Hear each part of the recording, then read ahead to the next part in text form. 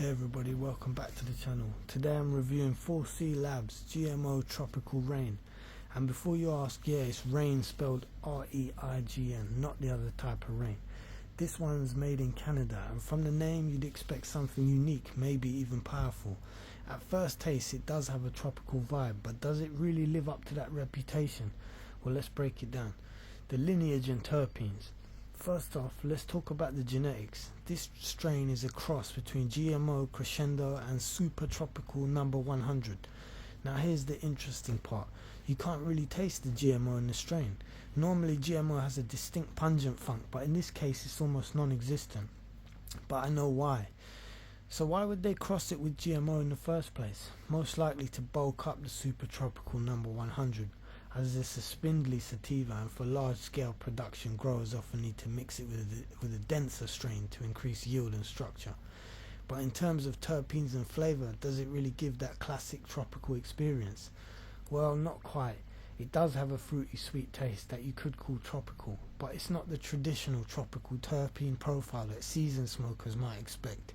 It's not in the same category as the original Sweet Island skunk, and not the one on the clinic, the real one, and Hawaii Maui Wowie, or other classic tropical heavy strains. So in my opinion, the word tropical in the name is used a bit loosely and feels a bit misleading. It's broad enough to be technically correct, but it doesn't give you that pungent, sweet, heavy tropical hit that many of us associate with true tropical strains. Strength and effects. This is where things start to fall apart a little bit more, for me anyway. Strength, very little if any at all. If you have a low tolerance, this might hit you fine, but for connoisseurs or even people who just expect a strong experience, it's disappointing. From the name and lineage, I expected something with either a heavy hitting sedative effect from the GMO or a high energy sativa rush from the super tropical side, but it delivers neither.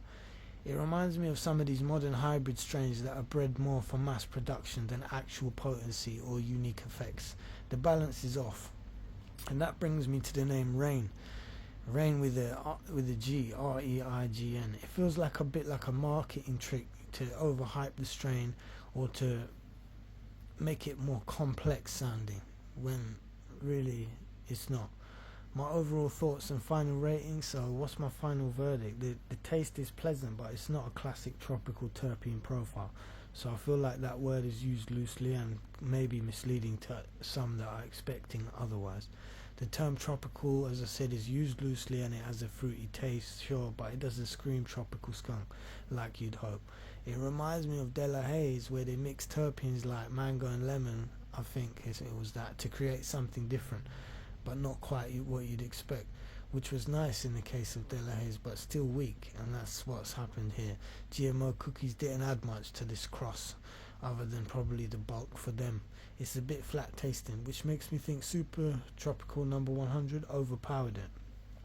My final rating out of 10 is probably a 6 out of 10. Strength is weak, barely noticeable. If you're looking for a hard hitting strain, this isn't it.